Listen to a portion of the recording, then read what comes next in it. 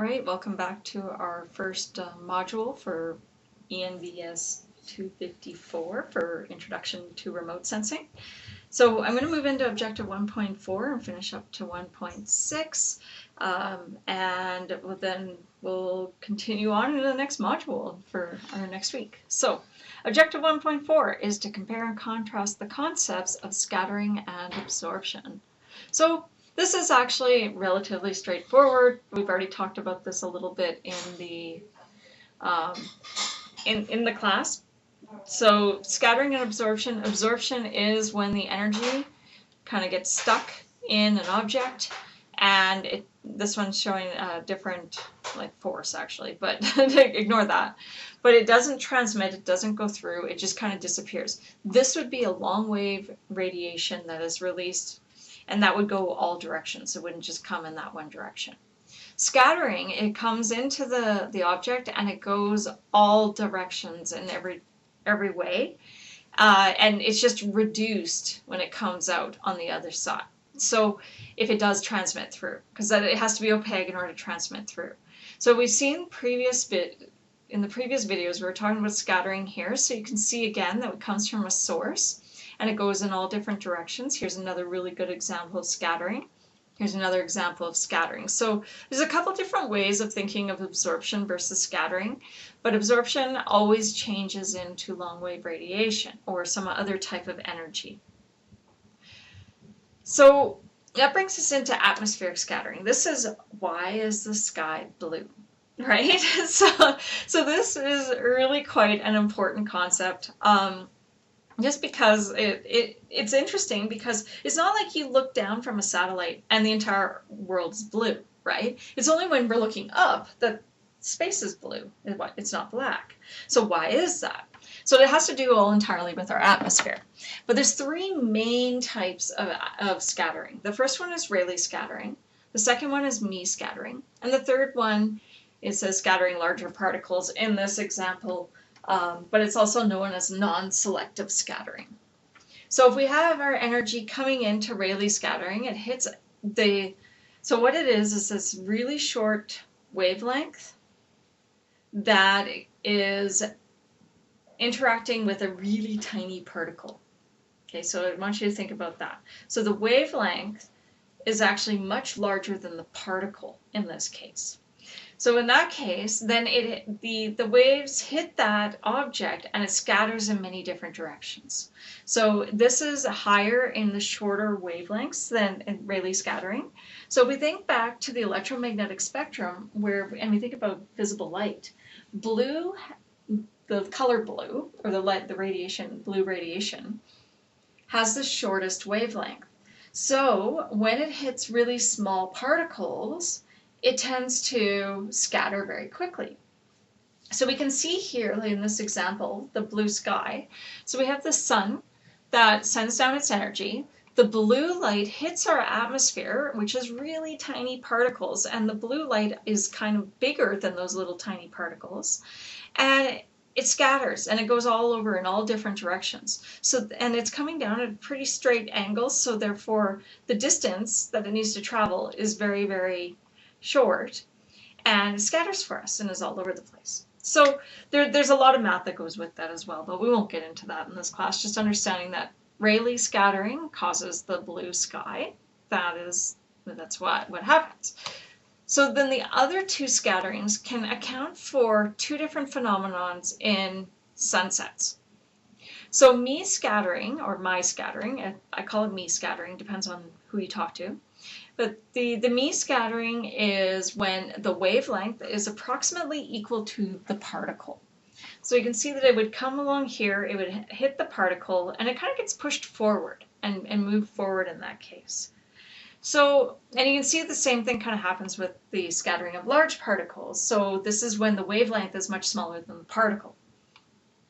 So both of these happen in the atmosphere at sunset. So if the sky itself is red, okay, so not the clouds, but the sky, and you know how sometimes it's kind of hazy? So that haze is when the blue radiation kind of has already dissipated and scattered, because it's already gone away, right? So it's scattered away and it's gone. So now we're left with green and red energy. So this will penetrate through. It's got a much longer direction or space that it has to go, distance it has to go from the sun, especially when the sun's really low. And it's got a lot more atmosphere to go through. So the blue is already scattered away. Whoever is closer to that blue gets to see a nice blue sky. The people who are further away from it are going to start seeing just the red and green. And that is what's creating that sunset in the sky, and that's this MES scattering, because now it's seeing that haze or larger particles such as water particles or anything like that, and it's just scattering from there. Now, the other thing that can happen is the clouds become very colorful. That can be from the non-selective scattering, which has the larger particle and the smaller wavelength.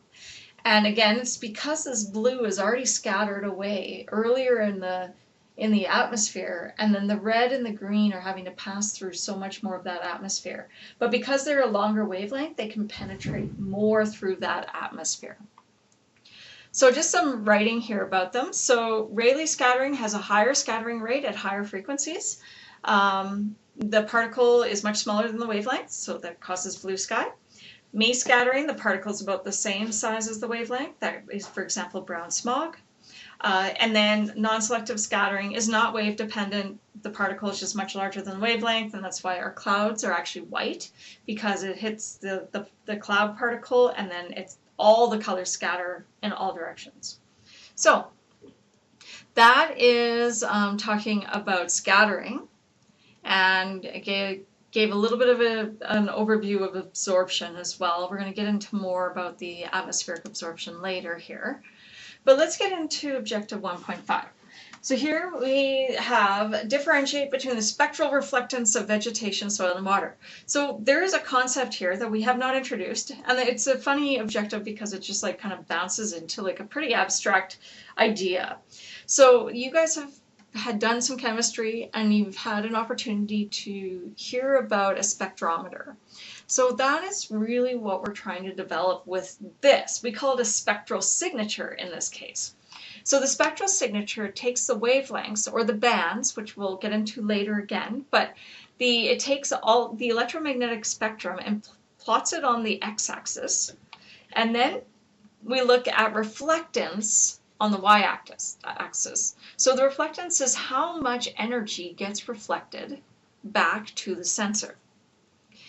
So using our knowledge of what the electromagnetic spectrum is, we can see that water has a higher reflectance, or like even though it's low, it's a very low amount of reflectance, but it has a higher reflectance in the visible light, but then nothing after that. It doesn't reflect at all. It just absorbs all that data.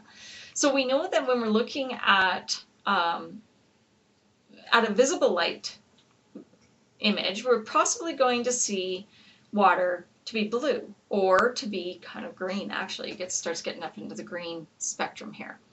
But it's not going to be red because it absorbs that data. Then we have green vegetation, which green vegetation, here's that green that you're always looking at, right? So we're like, oh, it's green vegetation. It's going to have the highest reflection in green. It does have the highest reflection in green in the visible light spectrum, but look at what happens when it hits the near infrared. The near infrared spectrum has a very high reflection of green vegetation, and then it becomes kind of bouncy at the end once we get into the shortwave and mid-infrared. So green vegetation is this very specific signature that we can see here, and keep that in mind, right? Because you're probably going to be tested on this and probably have to label it on an exam. So just remember that the green vegetation has significant differences as you go through the infrared spectrum, but only has a little bit of high green, and then it just really pops up in the near infrared. Then soil is the last of them, and soil you can see is a nice smooth surface like so, right? So it's kind of this nice little curve that we go through, and it has the highest reflection in the longer wavelengths of the the infrared spectrum. So mid-infrared and getting up into the shortwave and mid-infrared is much higher than it is for example, and then in the near infrared. So that's how we can tell the difference between the different features, is by looking at a particular wavelength. We can say, oh, you know, this is really high here, but this one is a little bit lower, and this one doesn't even show up.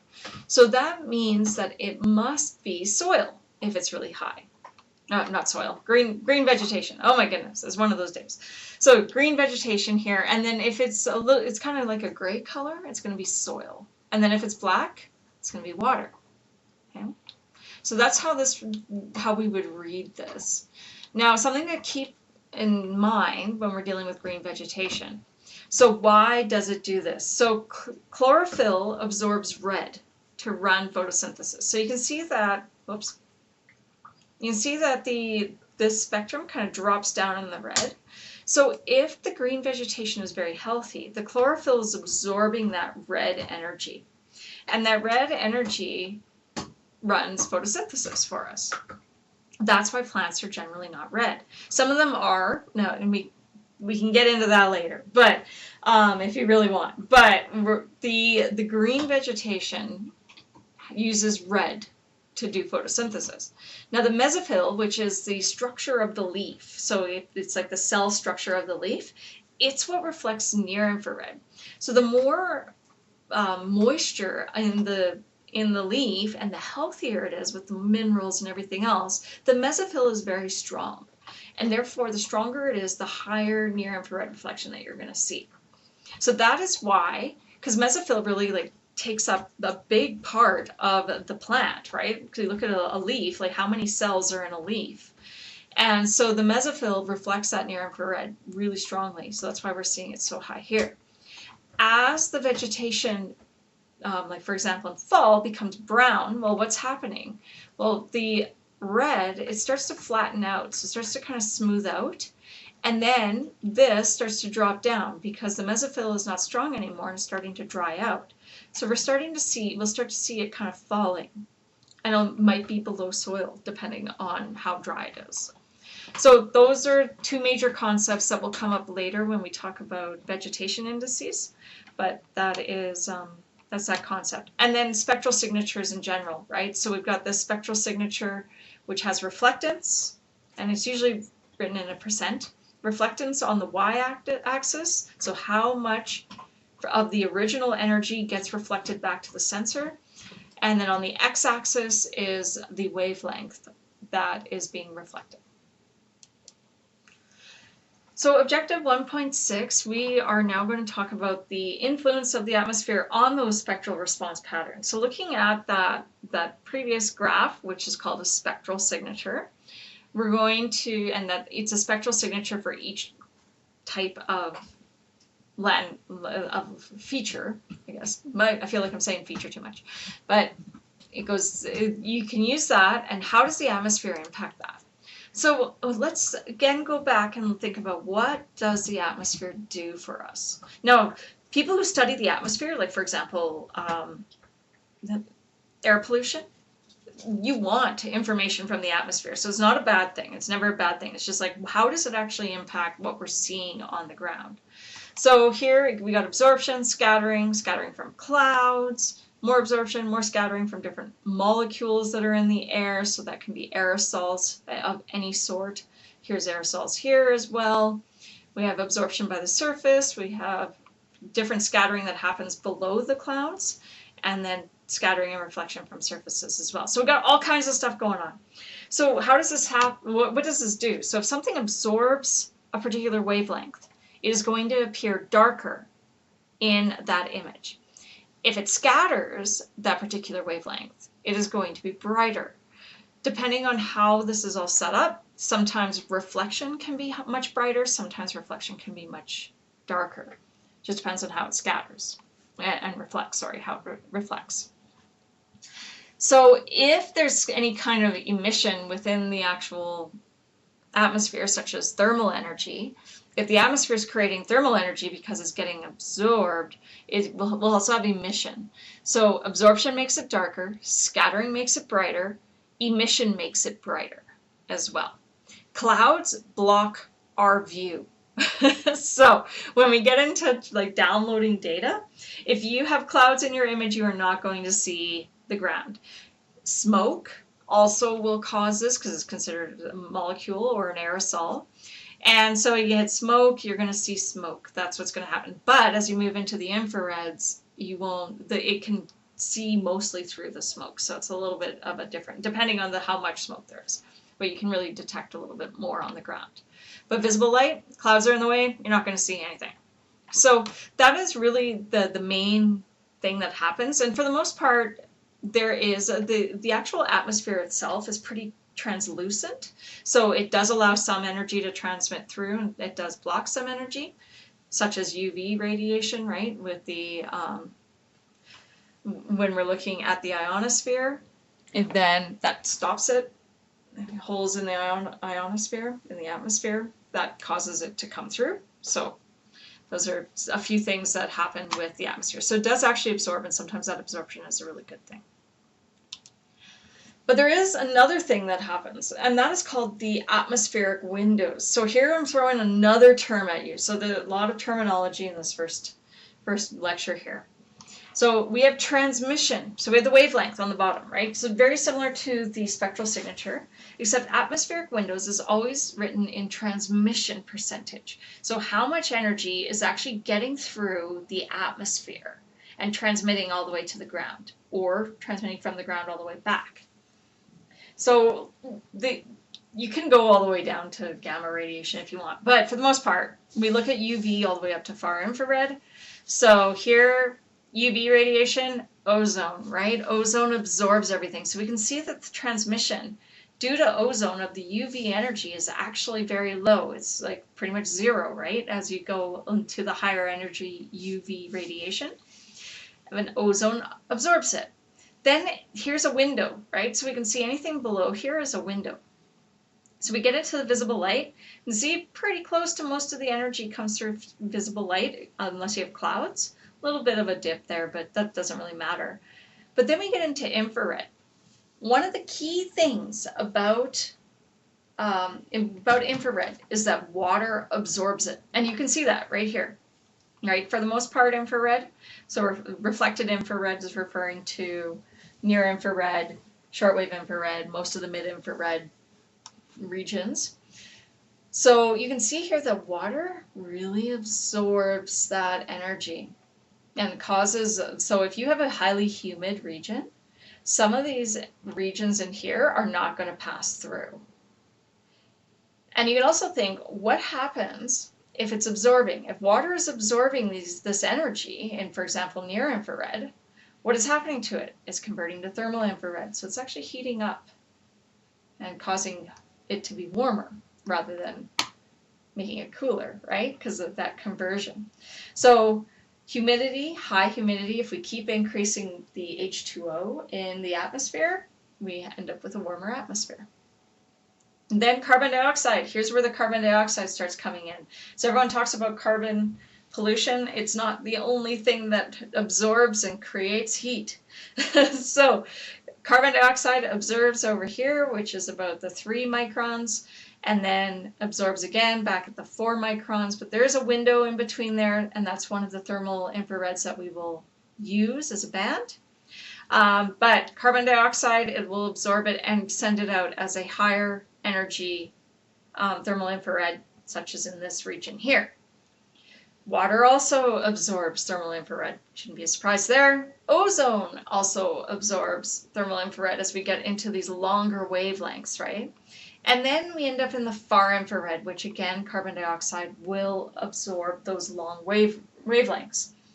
And then it really re-releases it as thermal infrared. Okay, so we can see that there's 3 major gases, and we'll spend some time on this later in the semester, and how this really impacts what we're seeing on the ground and how we can turn around and argue, such as like, well, water in the atmosphere is causing heating, and it's more localized, but we can get into that later. This is how the carbon dioxide, this is why. Because we can't lose energy. But that's for another day. Concept here is that these three gases, ozone, water, and carbon dioxide, cause the highest amount of absorption in our atmosphere and reduce the amount of transmission of that energy, which means that we have to design sensors. So if you're handing it off to the engineer here, but we have to design sensors that will detect these wavelengths that have the windows rather than the ones that are being absorbed. So, moving into our last objective for this topic, we need to identify the characteristics and basic components of an ideal remote sensing system.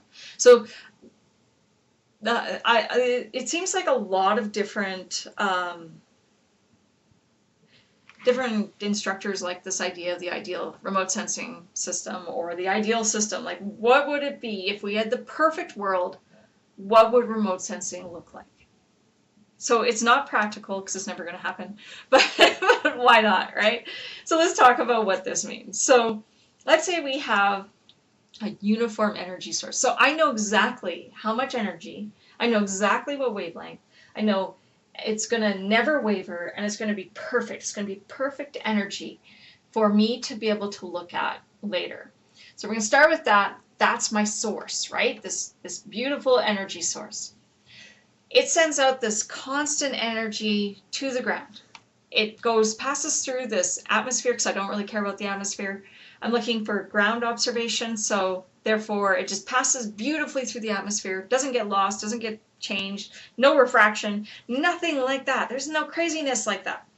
And it just hits the ground and it reflects beautifully or scatters beautifully because it has this unique interaction at that surface for the type of object or material it is. Then it reflects perfectly through this non-interfering atmosphere, and we get this super sensor who can detect every wavelength, every tiny bit of radiation, and be able to create an image and our pixels, and we can have super high resolution. We can see it all. So that becomes our super sensor. And then we can take this instantaneous data handling, we can just process it right away and just say, here you go to the world, which would be like a video feed of watching the satellite go through, which would be pretty awesome, but it is not ideal and certainly not going to work because we have clouds. But anyway, so that would be the ideal remote sensing system. So kind of bringing that back into what we've been talking about throughout this module, we have a source. We have an atmosphere, we have a target, we have a sensor, we have to do some processing, and then we can use it for any kind of application that you could probably possibly imagine. So that is all the components that kind of come together, and every single one of these things actually has error to it. So we're going to be talking a lot about that as well throughout the semester and getting you to explore an application that means something to you. So in summary, for this first module, we did talk about what remote sensing is if you go back to the other video. We talk about how it interacts with matter and the atmosphere, so looking at scattering and reflection and absorption and transmission. I didn't talk a lot about refraction, but that's another one, so we better throw that in there as well. So we'll talk about that in class a little more. Then we got parts of the remote sensing system as well, just the overall system and the big picture. And then we also talked about some basic physics. So I hope you're enjoying these videos and they're helping you out with your studying. There is some references for all my images that I have done, and I look forward to seeing you in class.